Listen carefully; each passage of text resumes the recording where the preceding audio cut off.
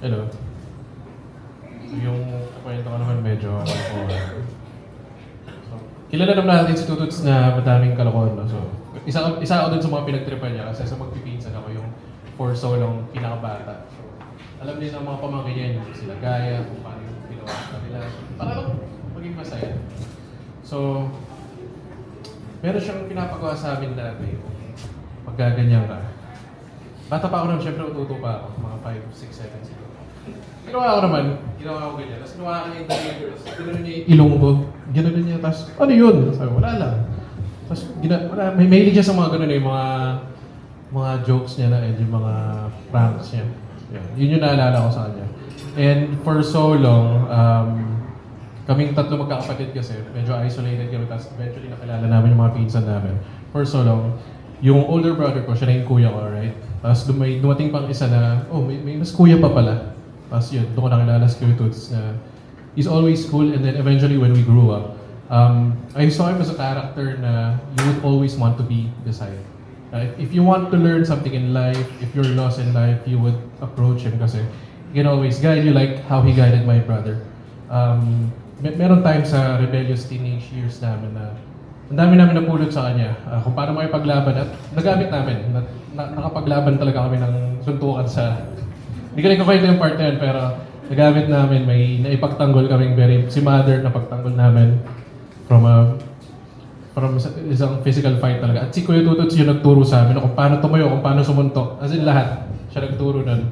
Tapos after nun, nung nalaman na niya, tuwa pa siya kasi naturuan niya kami. Di ba? Proud na proud siya. Tapos parang rin nire-reenact pa namin kung paano kami nakipaglaban nun. Ayun. Tsaka si Kuya Toots, very influential. No? He's a very influential leader. Marami sa friends niya, mga di siguro nakapunta. Pero yung mga close friends niya, alam nila to.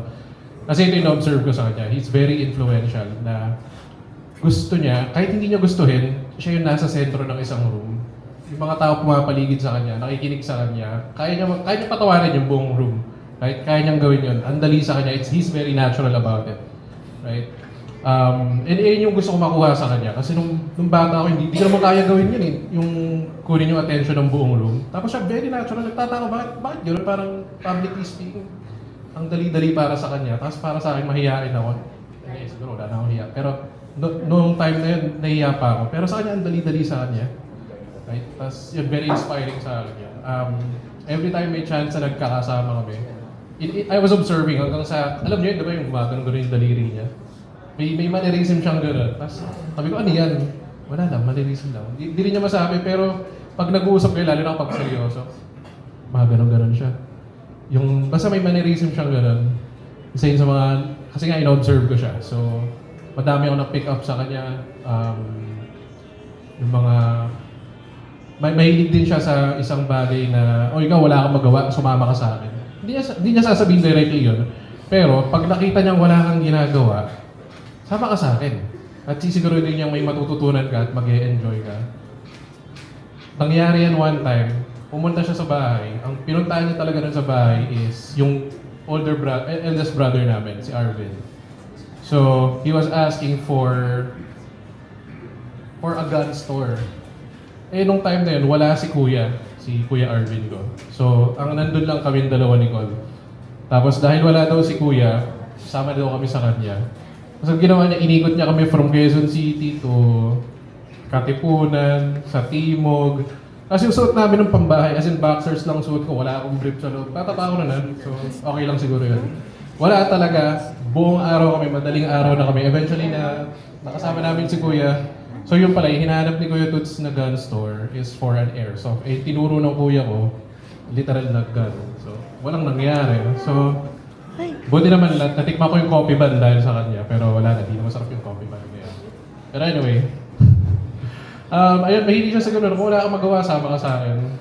Tignan mo kung may matutunan ka. And I believe ay magsalita ni Ray pero malaki naging influence ni Tutut sa kuya ko. Malaking pagbabago. Hindi lang sa kanya, kundi sa mga tao na kasama niya. Siguro kay Kim din, madami siyang nakasama na mahilig nga siya sa ganun sa barkada. Pero, he always sees to a point na may natututunan. At kahit hindi niya ituro sa'yo, meron kang matututunan kasi sabi ko very influential siya.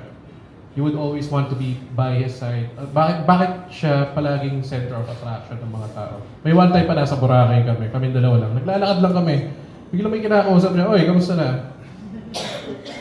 Yung pala yung vocalist yun ng Kamikaze. Sabi ko, ba't kilala mo yan? Eh, friends pala sila.